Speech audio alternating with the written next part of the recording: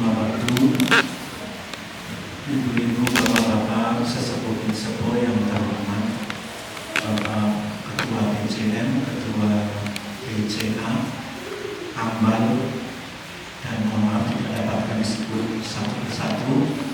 Namun Mas Adi, ini tadi jamaah sudah kumpul jam berapa nih? Jam 10, Pak. Jam 10. Alhamdulillah, artinya saya tidak terlambat, terlalu terlambat gitu ya. Saya baru selama ini biasanya kalau kesini saya menggandol Pak, numpang kendaraan, jadi saya pokoknya kenapa kalau nggak tekit jalan itu. Tapi saya bundaran itu Pak, yang sana itu saya salah ngambil jalan itu, saya ke arah Cilacap saja sampai ke alhamdulillah kebetulan kuasanya Allah, bensin saya mau habis, saya beli di pom bensin yang ada masjid Khadijah atau apa itu. Nah itu barulah saya bertanya kemana arahnya, ke Ambal Kliwonan itu. Alhamdulillahirabbil alamin. Bapak Ibu, saya sampai di sini sebagaimana tema yang disampaikan Mas Adi kepada saya, yaitu tentang fikih ikhtilaf. Fikih ikhtilaf itu Bapak Ibu, mohon maaf ya, seperti ini, mohon maaf. Ini dokumen paling tua di Muhammadiyah. Bapak Ibu nanti kalau buka HPT jilid 1 halaman 362, Majelis Tarjih ketika dulu didirikan membuat pernyataan seperti ini. Keputusan tarjih mulai dari menudingkan sampai kepada menetapkan tidak ada sifat perlawanan, yakni menentang atau menjatuhkan segala yang tidak dipilih oleh tarjih. Majelis Tarjih telah memutuskan bahwa sholat subuh kita tanpa kunut. Sekalipun begitu, kita tidak akan menjatuhkan atau menyalahkan saudara-saudara kita yang sholat subuhnya berkunut. Kita telah ditetapkan jumlah sholat tarawih kita itu qiyamul Ramadan, jumlah rakaatnya 11 rakaat. Sekalipun begitu, kita tidak akan menyalahkan yang tarawihnya tidak 11 rakaat. Itu gambarannya begitu, Ibu Bapak G. Kemudian Muktamar Muhammadiyah tahun 85 di Surakarta. Surakarta berarti 2 kali ini, 85 terus yang kemarin 2022. Nah, harusnya 20, mundur 2 tahun. Ini salah satu keputusannya menghasilkan manhaj tarjih, ada 16 manhaj. Yang nomor 3, Muhammadiyah tidak mengikatkan diri kepada mazhab, tidak mengikatkan diri pada mazhab. Tetapi Muhammadiyah menghargai imam mazhab, bahkan kadang-kadang menjadikan pendapat-pendapat beliau sebagai dasar untuk menetapkan hukum. Dan yang nomor 4, Muhammadiyah bersifat terbuka, toleran, dan tidak pernah memandang pendapat majelis tarjih yang paling benar. Dilanjutkan dengan ini Muktamar Makassar tentang wawasan toleransi. Artinya putusan tarjih tidak menganggap dirinya saja yang benar, sementara yang lain tidak benar. Nah, Bapak Ibu, mohon maaf, beginilah jalan beragama di Muhammadiyah menyikapi perbedaan. Perbedaan kita banyak sekali Pak ya, mohon maaf, sebagai gambaran. Namun Bapak, kalau di Ambal ini warga Muhammadiyah rata-rata keyakinannya pripun? Nun sewu, rizki itu dicari atau ditunggu? Kita tidak bahas masalah traweh 11 kunut, ini juga beda pendapat Pak. Dicari Pak ya. Berarti kita ini termasuk saya itu mazhabnya Syafi'i dalam hal ini Pak. Nah, Syafi'i. Imam Syafi'i itu begitu. Rizki itu dicari, tidak ditunggu. Tapi gurunya Imam Malik, sekedar pengetahuan Pak ya, Imam Syafi'i itu belajar kepada Imam Malik di Madinah. Imam Malik itu wafatnya 93 Hijrah. 93 Hijrah wafat. Mohon maaf, lahirnya. Berarti beliau lahir dikurangi 11, 82. 82 tahun setelah Rasulullah wafat. Rasulullah wafat 82 tahun kemudian Imam Malik lahir. Imam Malik itu Pak, mohon maaf, pendapat beliau, keyakinan beliau, rizki itu tidak usah dicari. Kita itu lahir sudah membawa rezeki masing-masing. Allah sudah membagikan rezeki kepada kita masing-masing. Itu Imam Malik. Imam Malik, Imam Syafi'i sebelum belajar ke Imam Malik, beliau belajar pada Muslim. Ini adalah mufti Mekah. Kemudian Sufyan ibnu Uyainah masih di Mekah juga. Kemudian barulah pada Imam Malik. Setelah dari Imam Malik menyarankan supaya Imam Syafi'i belajar kepada Abu Hanifah. Padahal Abu Hanifah sudah wafat. Apa maksudnya Imam Malik? Belajarlah kepada muridnya Abu Hanifah yang paling hebat. Nah, ini begitu urut-urutannya. Lah ketika di Imam Malik itu, Imam Syafi'i mohon maaf ternyata tidak sependapat dengan pendapat gurunya. Kalau Imam Malik mengatakan rezeki itu ditunggu saja, kita ini sudah membawa rezeki masing-masing dicatat oleh Allah. Kalau Imam Syafi'i dia mengatakan tidak. Rezeki itu harus dicari. Sampailah suatu ketika, singkat kata Bapak Ibu, Imam Syafi'i itu pulang dari rumah Imam Malik, belajar kepada beliau, pulang. Di jalan itu dia menemukan, berjumpa dengan orang-orang yang sedang panen kurma. Karena sudah menjelang malam, Imam Syafi'i diminta untuk membantu panen. Singkat kata, akhirnya Imam Syafi'i diupah 1 kantong kurma. Nah, ketika menerima 1 kantong kurma itulah Imam Syafi'i dalam benak beliau, ini besok akan saya berikan separuhnya kepada guru saya Imam Malik, sekaligus akan aku sampaikan bukti yang menguatkan pendapat saya bahwa rezeki itu harus dicari, diupayakan. Singkat kata besok Bapak Ibu, akhirnya beliau Imam Syafi'i ketemu lagi dengan gurunya Imam Malik. Akhirnya beliau menyerahkan separuh kantong kurma itu. Imam Malik bertanya, wahai Syafi'i, dari mana kamu dapat separuh kantong ini? Menurut saya, Pak, Imam Malik menikah lahir Imam Syafi'i menikah lahir pun wonten putih. Bapak Ibu mohon maaf, Imam Syafi'i itu Ibu Bapak lahirnya di Gaza, Palestina. Imam Syafi'i itu lahirnya di Gaza, Palestina. Di dekat Gaza itu ada namanya, kalau sekarang nama kotanya Askelon. Mas Adi Pirson, ulama besar yang lahir dari Askelon, Ibnu Hajar al-Asqalani, itu tetangganya Gaza. Kamu kan orang perantau di sini Mas Syafi'i. Dari mana kamu dapat kurma sebanyak itu? Imam Syafi'i menceritakan kejadian yang kemarin, sekaligus akhirnya beliau mengatakan, wahai Pak Guru, ini sekaligus bukti yang menguatkan pendapat saya bahwa rezeki itu dicari. Kalau saya tidak ikut panen kurma ini, maka saya tidak akan mendapatkan upah kurma ini. Imam Syafi'i, kemudian gurunya Imam Malik tersenyum-senyum, wahai Syafi'i, ini pun menjadi bukti kuat terhadap pendapatku. Kamu tahu saya ini tidak pernah kemana-mana, hanya ngajar ngaji saja. Kurma datang sendiri ini, tanpa harus saya keluar keringat. Nah, Bapak Ibu mohon maaf, ini gambaran bagaimana cara kita bersikap untuk menyikapi perbedaan pendapat. Akhirnya Ibu Bapak, murid dan guru itu akhirnya saling berangkulan. Imam Syafi'i tersenyum, Imam Malik tersenyum. Imam Malik tetap bertahan pada pendapatnya, Imam Syafi'i pun tetap bertahan pada pendapatnya.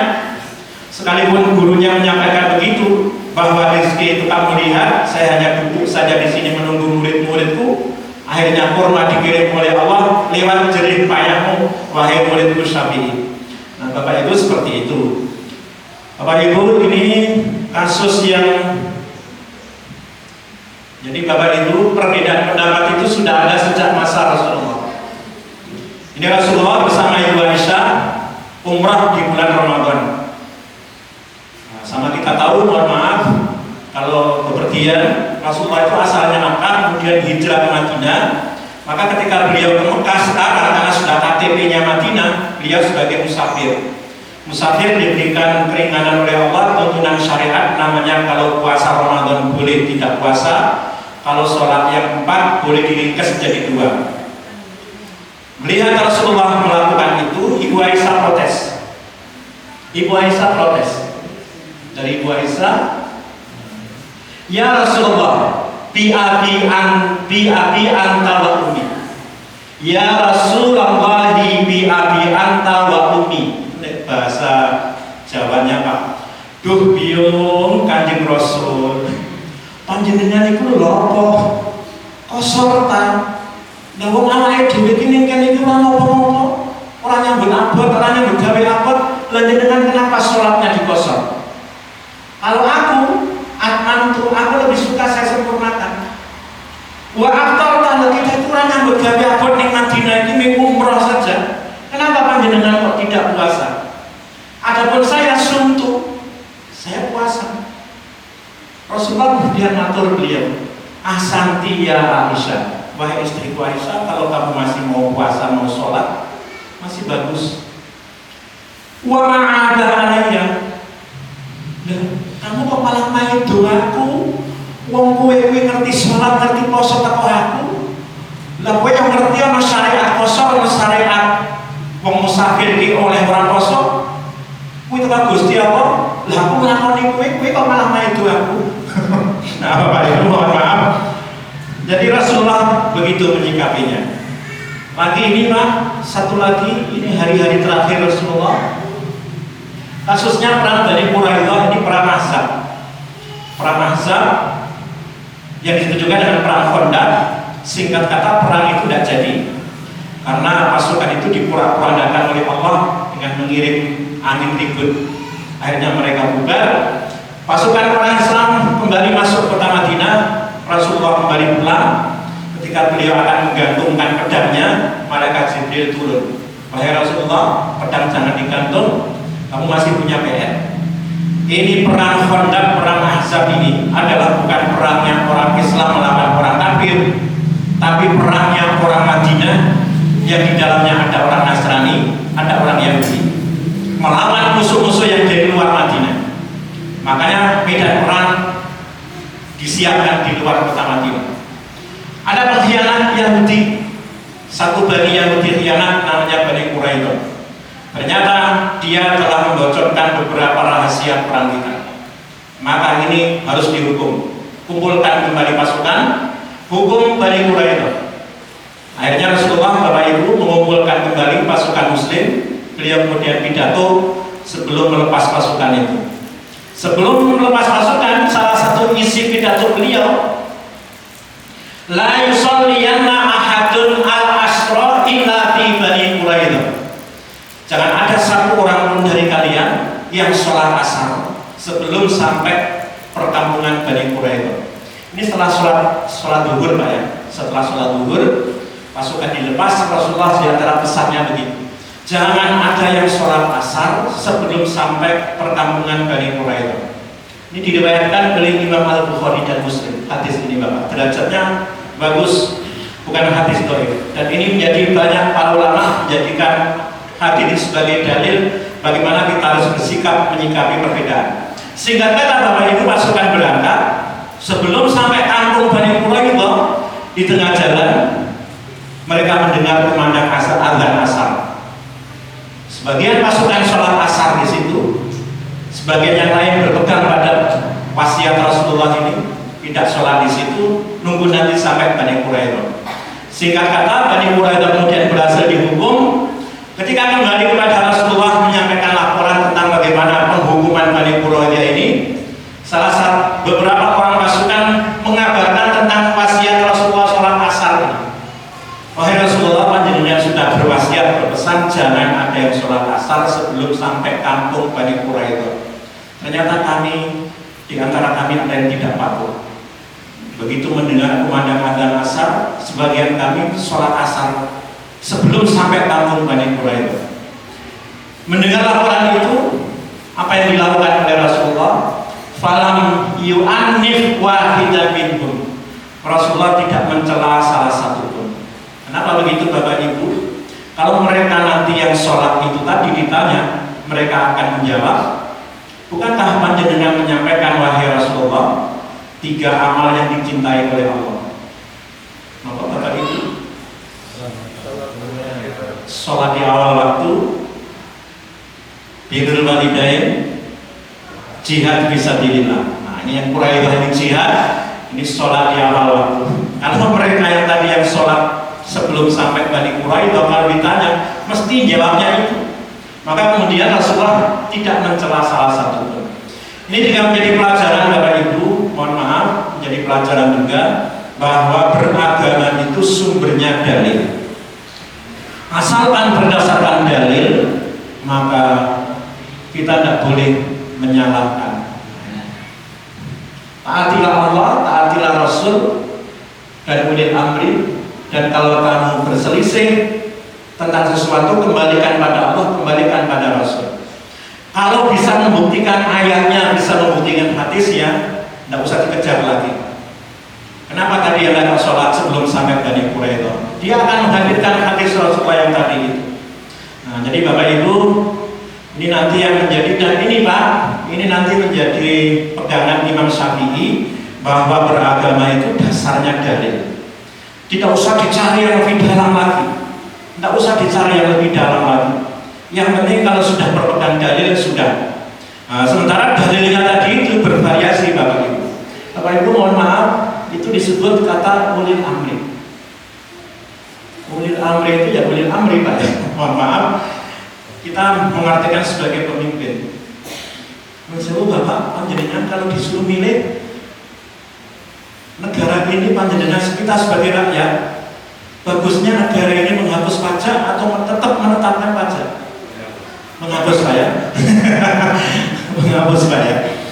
Oke Bapak Ibu, nanti kalau ada yang mau bertanya tak bukakan, tapi ini sebagai pengantar saja. Ini tadi gambar ini Pak ya. Mana tadi yang ada? Ini ini Pak. Ini gambar ini saya promosikan kemana-mana. Hari Selasa 25 November 2025, Majelis Tabligh Pimpinan Pusat Muhammadiyah, namanya Ustadz Arif Rifan itu yang di situ, bendahara Majelis Tabligh. Beliau bersama rombongan Majelis Tabligh PP berkunjung ke pesantren Sidogiri. Ada yang kira soal pesantren Sidogiri, Bapak? Di Kabupaten mana Pak? Kabupaten Pasuruan, Jawa Timur. Ini pesantren NU Pak ya, pesantren NU. Nah ini contoh Pak, NU Muhammadiyah bersinergi, dan alhamdulillah Muhammadiyah mau belajar kepada NU.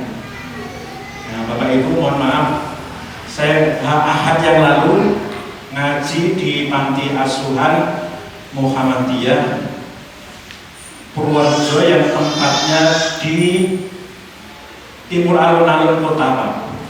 Saya kan kepala panti yang sekarang itu mengirimkan gambar di grup Muhammadiyah.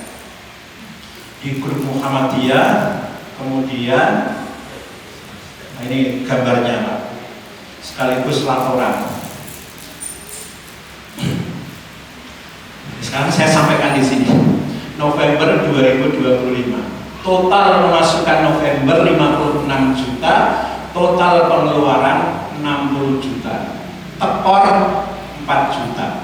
Nah, saya sampaikan di pengajian, terus komentarnya Ketua PCM Purworejo mengatakan, ini Pak, kenapa di antara sekarang kita minus, pemasukannya kurang untuk memenuhi kebutuhan anak-anak panti asuhan itu karena di mana-mana dihembuskan Muhammadiyah itu organisasi paling kaya keempat di dunia.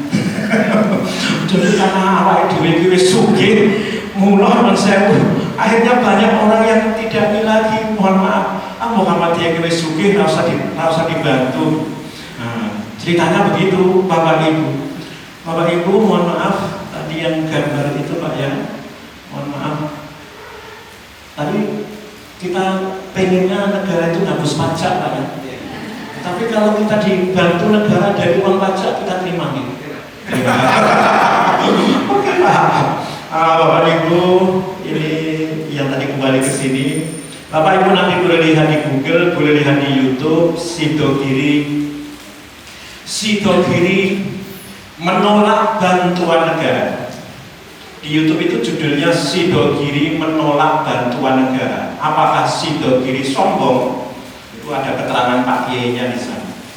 Nah, ternyata pendapatnya pesantren Sidogiri tentang pajak itu sama dengan pendapatnya Imam An-Nawawi. Kalau tadi Ibnu Hajar Asqalani itu beliau yang mensyarah bukunya Bukhari, Sahih Bukhari, dijelaskan oleh Imam Ibnu Hajar dengan judul buku Fathul Bari. Nah, kalau Imam Nawawi yang dari Damaskus ini, beliau menjelaskan bukunya Muslim yang namanya Sahih Muslim, nama bukunya Syarah Sahih Muslim. Imam Nawawi mengatakan pajak itu adalah haram hukumnya. Pemungut pajak, pajaknya itu haram. Pekerjaan mengambil pajak itu dosa besar. Dosa besar, dosanya sama dengan zina muhsan.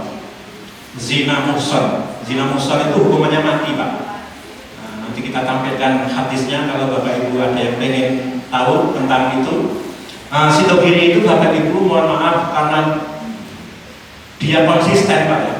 Pajak itu menurut Imam Nawawi haram, pemungutnya adalah pelaku dosa besar, dia tidak mau dibantu. Dia tidak mau dibantunya itu gara-gara itu. Bukan berarti kemudian dia menjadi miskin. Nah ini Pak, zakatnya toko basmalah miliknya Sidogiri tahun 2024, toko basmalah yang dimiliki Sidogiri itu jumlahnya 289 toko, Pak. Zakatnya 1 tahun 5 miliar. Masih ada dana lain, dana sosial. Jadi Bapak Ibu kalau ada panitia 17 Agustus minta bantuan ke toko basmalah milik Pondok Sidogiri, itu tidak boleh diambilkan dari dana zakat. Nah, 8 asnaf itu tidak ada panitia 17 Agustus. Maka dia menyisihkan dana sosial tersendiri. Asetnya dia Pak, dia juga punya TNT. Asetnya 2018 5 triliun Pak. Asetnya itu. Ini satu pesantren Pak. Oleh karena itu tidak salah kemudian Muhammadiyah melalui Majelis Tabligh ingin belajar ke Sidogiri bagaimana sukses dalam bisnis secara Islami. Jadi BMT Sidogiri itu Pak, mohon maaf, orang nabung di BMT itu bagi hasil untung yang dibagi. Dari mana untungnya itu? Modal yang dikumpulkan oleh para donat, para penabung itu kemudian diwujudkan dalam bentuk toko. Nah untungnya itulah yang dibagi pada para penabung. Jadi di situ letak kejelasan bisnisnya Sidogiri itu. Jadi orang nabung itu dapat untung itu jelas dari mana untungnya, dari bisnisnya Pondok Sidogiri sendiri. Sehingga semakin banyak tokonya dia itu, semakin banyak orang yang menabung akan semakin banyak toko yang dia buka. Ini contoh Pak ya. Nah, mohon maaf Bapak Ibu, kita boleh. Jadi gitu tadi Pak ya, singkatnya bagaimana kita menyikapi perbedaan tadi. Ini ya sebelum Bapak Ibu ini supaya kita tidak saya tangguhkan Pak ya, kita sampaikan langsung dalilnya tadi. Imam An-Nawawi, amalah negara pajak. Nah, ini mumpung masih hangat Pak, mumpung masih hangat, hari apa kemarin? Nah ini 22 November, kalau yang tadi Majelis Tabligh 25 November, 3 hari sebelumnya 22 November, alhamdulillah akhirnya MUI mengeluarkan fatwa tentang pajak berkeadilan. Salah satu isinya haram hukumnya memungut pajak dari kebutuhan pokok. Sembako, kebutuhan pokok itu tidak boleh diambil pajaknya. Bumi bangunan tidak boleh dipungut pajaknya berulang-ulang. Tidak boleh dipungut pajaknya berulang-ulang. Nah kalau itu sudah ada pajak, terus kita bagaimana Pak? Oh dari tambang Pak ya. Bapak Ibu nanti lihat di YouTube nih, kata Pak Mahfud MD, Indonesia itu kalau mau jujur, pemerintah itu kalau mau jujur, orang gampang nyolong. Jujur, orang Indonesia itu akan digaji oleh negara tanpa bekerja. Setiap orang itu 20 juta. Besar kecil, tua muda, anak bayi lahir itu sudah dapat jatah 20 juta. Sayangnya negara kita tidak jujur Pak ya, sehingga menjadi hancur kayak sekarang. Mohon maaf. 2022, nah sebelumnya di Padang jadi tuan rumah sebelum bencana besar 15 November sampai 6 November sampai 16 November 15 sampai 16 Padang menjadi tuan rumah konferensi wakaf internasional. Ini sambutan Menteri Agama. Ini saya capati Pak ya, Bapak kalau mau lihat di YouTube videonya panjangnya 11 jam. Terus nanti panjenengan langsung diseret ke menit 3 jam 23 menit. Ini adalah isi sambutan Menteri Agama.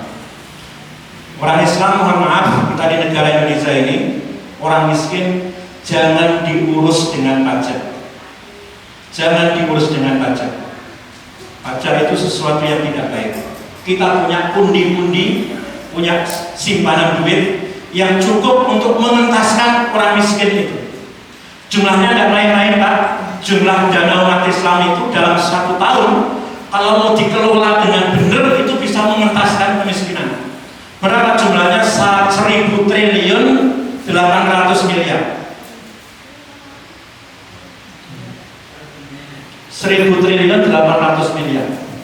Ini pada menit jam ketiga menit 19:28 di sambutan Menteri Agama. Sayangnya Bapak Ibu, mohon maaf, kita belum punya lembaga yang bisa mengembangkan itu, sehingga duitnya orang Islam itu hanya mengendap saja, malah bisa berkurang karena biaya administrasi macam-macam. Ini sambutan Menteri Agama waktu itu. Nah Bapak Ibu, ini tadi yang saya sampaikan. Inilah pendapatnya Imam An-Nawawi di antaranya. Nah ini Pak ya, hadis-hadis tentang pajak. Inna shahibal maksi finnari. Pemungut pajak tempatnya di neraka. Mas Lama bin Mahlad gubernur Mesir, gubernur Mesir menawarkan pekerjaan kepada Ruwaifi bin Sabit. Apa pekerjaannya? Memungut pajak. Ternyata Mas Lama ini dia tidak tahu hadis tentang pajak itu. Maka ketika Ruwaifi bin Sabit ditawari untuk pekerjaan itu, dia mengatakan, wahai Mas Lama, apakah kamu tidak tahu sabda Rasulullah? Inna shahibal maksi finnari. Pemungut pajak tempatnya di neraka. Nah, kalau yang ini Pak, hadis yang ini dicantumkan oleh Majelis Tarjih dalam fatwa tahun 2017. Hadis yang ini hadis menjelaskan tentang hukuman bagi wanita zina muhsan dari Bani Ghamid. Dia taubat, menyadari kekeliruannya, kesalahannya, dosa besar zina, akhirnya matur kepada Rasulullah untuk dihukum.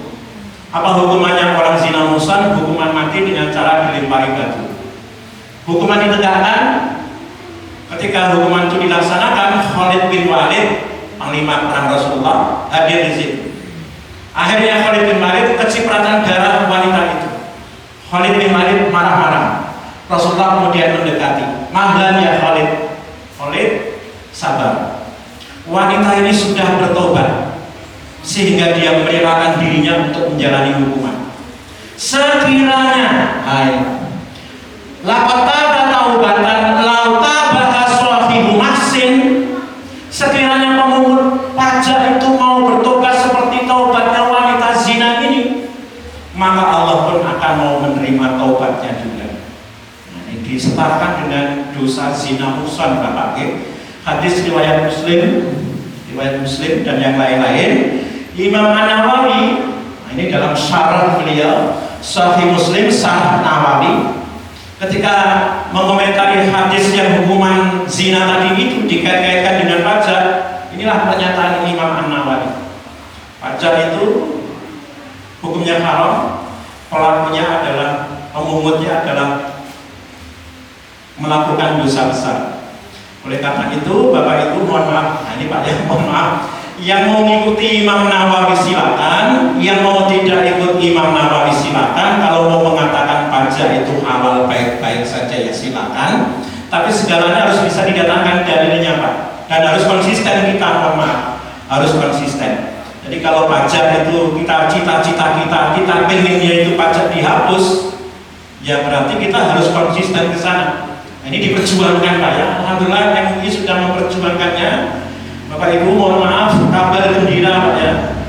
Kabar gembira Indonesia ini Pak, memang bukan negara Islam betul, tapi semuanya sudah diundangkan. Alhamdulillah. Kita berterima kasih kepada para anggota DPR kita yang telah memperjuangkan ajaran Islam disahkan menjadi undang-undang. Nah, tinggal satu Pak, yang belum itu undang-undang pidana hukum Islam itu yang belum diundangkan. Undang-undang perkawinan Bapak Ibu nanti boleh lihat di Google, itu disahkan awal Orde Baru tahun 74. Saat itu ada berapa partai politik Pak? 3. Nah, nanti Bapak Ibu lihat di Google ketika undang-undang ini disahkan, ada satu partai yang keluar dari ruang sidang.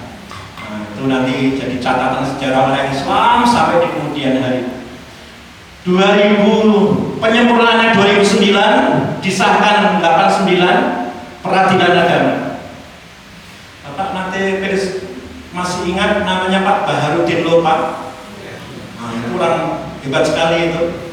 Kalau ada orang Islam sengketa harta warisan, kok sidangnya di pengadilan negeri, itu disuruh keluar itu, dibilangin Anda salah kamar. Kita sudah punya peradilan agama, pengadilan agama. Orang Islam kalau sengketa begitu jangan di sini. Anda nikahnya lewat KUA, perceraian lewat pengadilan agama. Begitupun kalau sengketa warisan di sini, Anda jangan salah kamar masuk pengadilan negeri. Kompilasi hukum Islam tahun 1991 ini impres Pak ya. Undang-Undang Wakaf 2004, Perbankan Syariah 2008. Ini didasari fatwa MUI Pak 2004. 2004 MUI mengeluarkan fatwa bunga bank itu haram. 4 tahun kemudian disahkan Undang-Undang Perbankan Syariah. Orang Cina kafir Pak, mohon maaf, Cina mau hukum patuh. Kalau sudah menjadi undang-undang patuh dia. BCA itu miliknya orang Cina, tapi kalau sudah diundangkan dia patuh. Akhirnya buat layanan BCA Syariah. Nah, itu pentingnya undang-undang ini Pak. Undang-undang zakat zaman Pak SBY akhir tahun 2011 disahkannya. Undang-undang penyelenggaraan haji 2019. Nah, ini yang belum Pak ya. Yang belum undang-undang pidana syariah, pidana Islam. Saya mencari, kemarin saya sampaikan di UMB Pak ya. Di UMB itu kan ada fakultas hukum, saya sampaikan ini. Diskusi publik ini di kampus UI, di kampus yang tidak membawa nama Islam. Ini judulnya. Ini diskusinya bukan tahun 2025 Pak, bukan tahun 2025 tapi tadi itu 2000 berapa tadi itu? 2000 berapa ya? Diskusi publik 2017. Kamis 12 2017, Auditorium Joko Sutono, Fakultas Hukum Universitas Indonesia Depok. Mengubah stigma negatif hukum pidana Islam. Ini kampus UI Pak, yang memperjuangkan hukum pidana Islam ini. Jadi selama ini hukum pidana Islam itu dianggap kejam. Ini kemudian dia mengadakan diskusi, mempromosikan hukum Islam sebagai solusi untuk mencegah kejahatan di Indonesia. Kesimpulannya apa? Kita harus belajar kepada fatwa MUI tahun 2004 tentang bunga bank. Bagaimana bunga bank itu diharamkan 2004, 4 tahun kemudian bisa diundangkan. Terus harus digelurakan. Nah, itu kata mereka begitu. Nah, ini Bapak ya, banyak hal. Jadi kita berbeda pendapat dalam pelaksanaan ajaran Islam Pak ya. Ajaran Islam itu dilaksanakan berdasarkan dalil, bukan berbeda pendapat dalam tidak melaksanakan. Nah, jadi yang ini melaksanakan, yang ini tidak melaksanakan, itu tidak ada beda pendapat kalau begitu itu. Ini sholat subuh, yang ini tidak sholat subuh, itu tidak usah dibahas ya begitu itu. Jadi bagaimana yang harus kita perjuangkan itu adalah penegakan pelaksanaan hukum Islam ini, Bapak Ibu. Apapun kali Bapak Ibu, perbedaan itu bukan hanya dalam urusan ibadah saja, tapi dalam banyak hal. kemarin saya ini memang puncaknya tahun ini Pak ya, pajak itu sampai demo di Mati awal-awalnya itu, sehingga kemudian kenapa MUI berkepentingan mengeluarkan fatwa pajak dengan royalti. Ini rombongan makan di restoran Pak ya, rombongan makan di restoran yang dibayar bukan hanya makan minuman tapi juga musik yang didengar, dia harus bayar juga ya, 29.000. Jadi ini kan jadi kayaknya makanya MUI juga kesel juga gitu.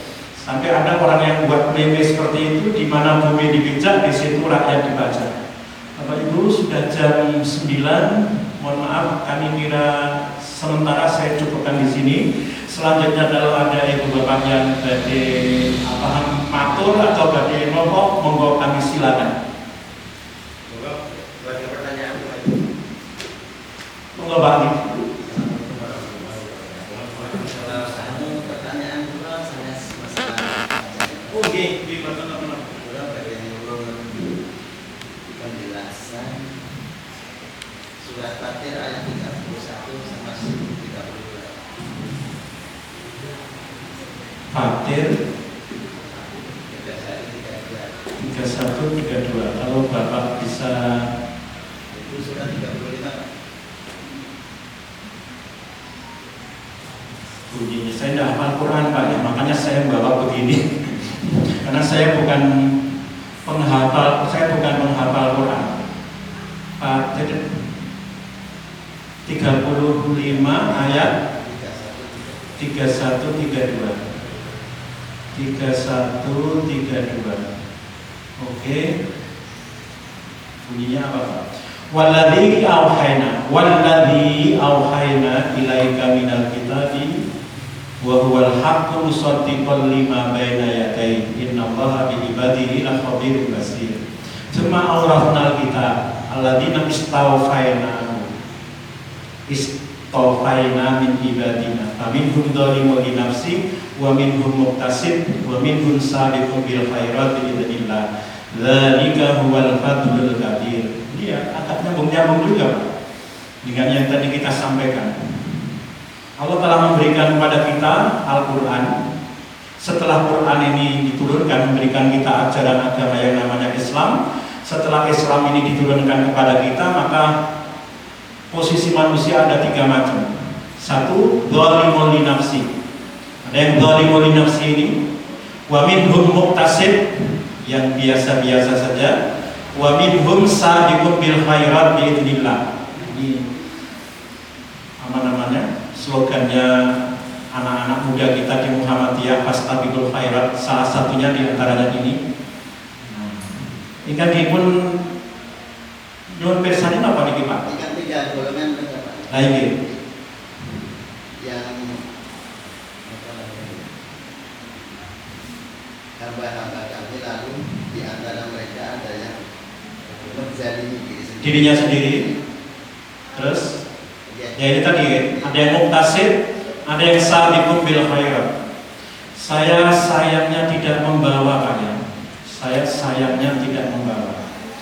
Tapi saya ada bukti dalam bentuk ini Pak, PDF. Ini namanya Muqaddimah Anggaran Dasar Muhammadiyah tentang ajaran Allah ini Pak, agama ini. Muqaddimah anggaran ini Pak ya. Bapak Ibu, ini namanya Anggaran Dasar Muhammadiyah. Di bawah itu ada, tidak nampak.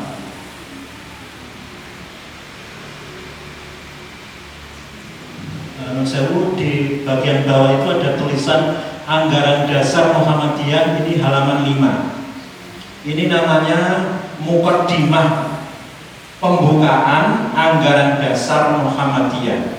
Diawali dari surat Al-Fatihah dan terjemahannya. Kemudian di halaman 6 ini sabda Rasulullah, zikir pagi kita. Zikir pagi salah satu bacaannya ini raditu billahi robba wa bil islami dina wa bi Muhammadin nabiyya wa rasulah. Aku rela Allah adalah Tuhanku, Islam sebagai agamaku, Kanjeng Nabi Muhammad SAW sebagai Nabi dan utusan Allah. Amma ba'du. Ini tak, mohon maaf Pak ya. Amma ba'du ini paragraf pertama. Jadi Bapak Ibu mohon maaf, ini ada hubungannya dengan sejarah Indonesia Pak ya. Yang merumuskan ini, pembukaan ini, mukadimah ini adalah Ki Bagus Hadikusumo. Sejarahnya kenapa ini dirumuskan? Karena hilangnya 7 kata. Hilangnya 7 kata Piagam Jakarta itu. Bapak Ibu, Piagam Jakarta itu panjenengan kalau perso, itulah pembukaan Undang-Undang Dasar 45. Itu namanya Piagam Jakarta.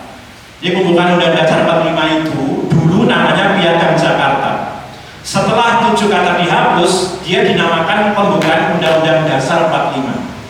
7 kata dihapus itu, tokoh yang paling semangat untuk tidak merelakan dihapus adalah Ki Bagus Hadikusumo. Singkat kata itu akhirnya dihapus, maka sebagai gantinya beliau di Muhammadiyah merumuskan ini.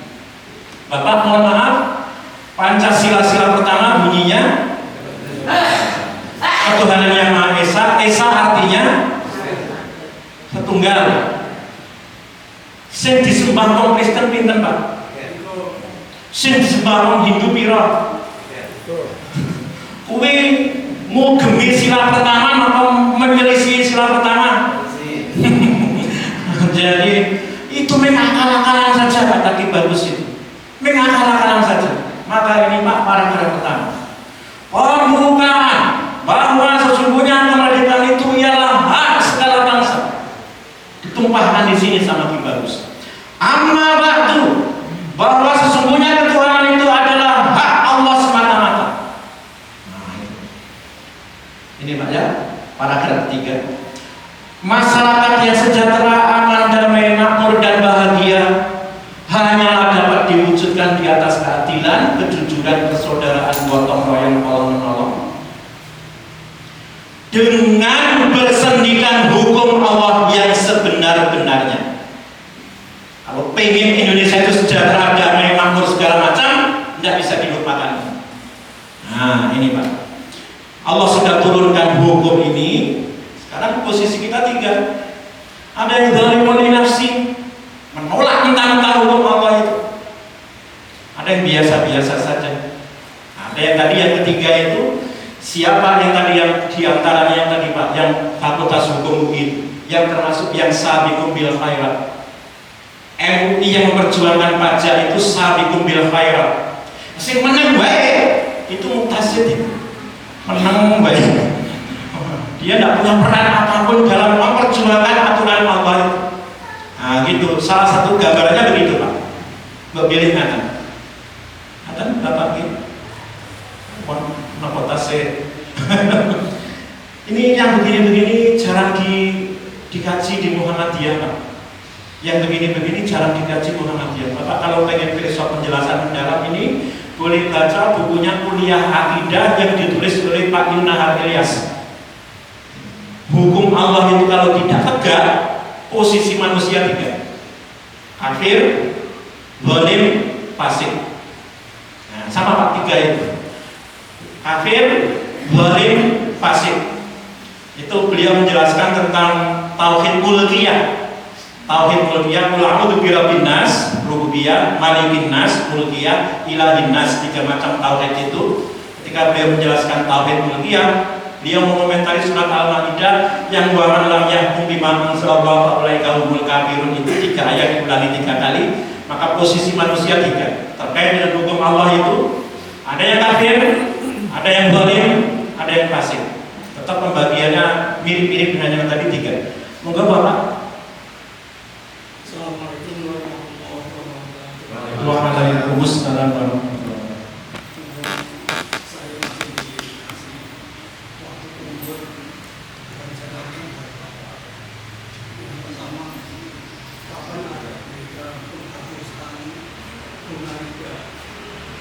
Yang kedua, kapan kami ini menerima yang 20 juta yang juga. Terima kasih. Assalamualaikum warahmatullahi wabarakatuh. Waalaikumsalam warahmatullahi wabarakatuh. Kapan yang Bunga Riba tadi dihapus? Dihapus. Dihapus. Ya mohon maaf Bapak, MUI sudah mengeluarkan fatwa seperti itu sehingga kemudian menjadi undang-undang. Tapi ya pemerintah kita buandel Pak, buandel sekali. Kita ini kan remuk gara-gara riba Pak.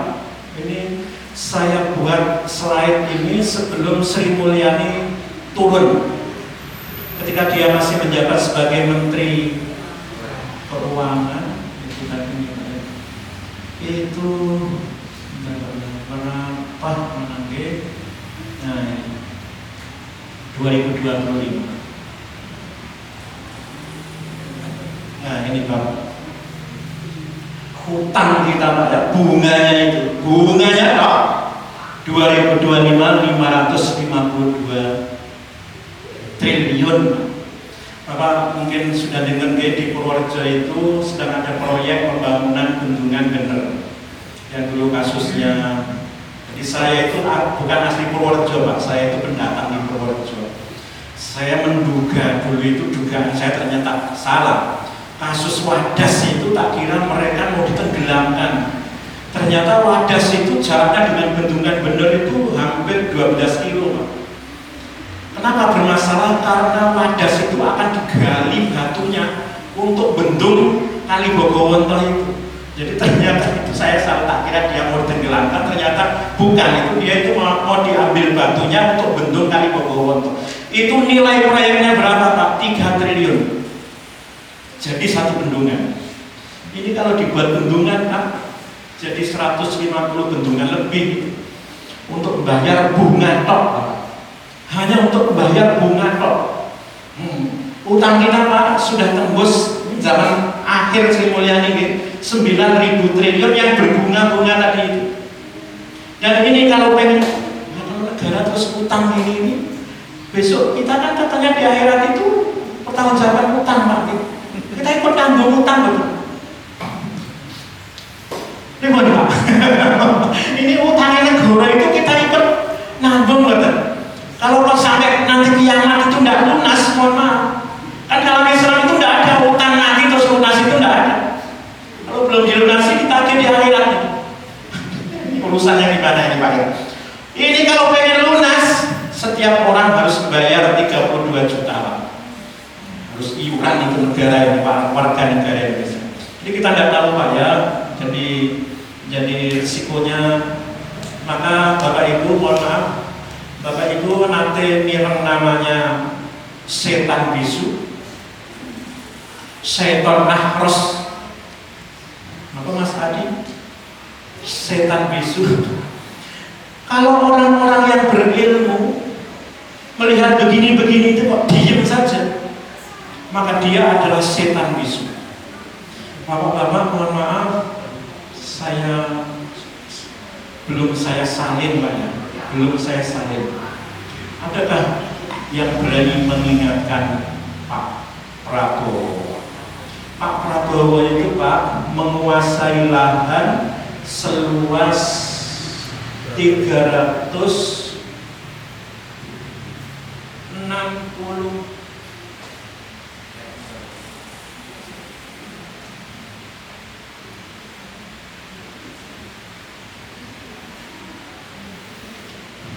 340.000 hektar di Aceh dan di Kalimantan Timur. Kemudian berapa lahan yang dikuasai Muhammadiyah? Luasnya kalau di internet tidak pakai hektar tapi pakai meter persegi.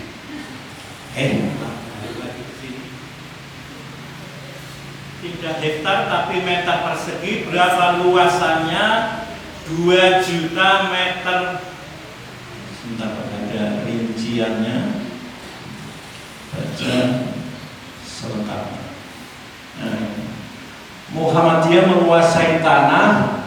Kalau yang di internet itu 214 juta 742.677 meter persegi. Ini kalau dihektarkan 2.148 hektar. Jadi tanah yang dikuasai Muhammadiyah itu dibandingkan dia dikuasai dengan oleh Prabowo yang 340.000 tadi, tidak ada apa-apanya, tidak ada apa-apanya. Sehingga kalau kabar ini sekarang diungkit lagi, mohon maaf, ada orang yang berkomentar begini, ya pantas saja, kenapa dia tidak mau menjadikan ini sebagai bencana nasional? Karena dia termasuk ikut berperan. Dan yang 340.000 hektar tadi, Bapak Ibu, termasuk di Aceh. Lagi yang berkomentar begini, gengsi nasional mengalahkan bencana nasional. Sudah banyak negara yang sudah tawarkan bantuan untuk bencana Sumatera. Kata Menlu, Menteri belum perlu, belum merasa membutuhkan.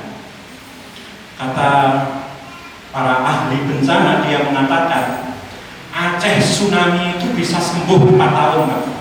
Karena dikeroyok rame-rame oleh seluruh negara. Kalau ini Indonesia bersikukuh begini, siap-siap orang Aceh menderita 30 tahun. Kalau hanya mengandalkan Indonesia sendiri. Sampai hari ini PLN belum nyala di sana, Pak.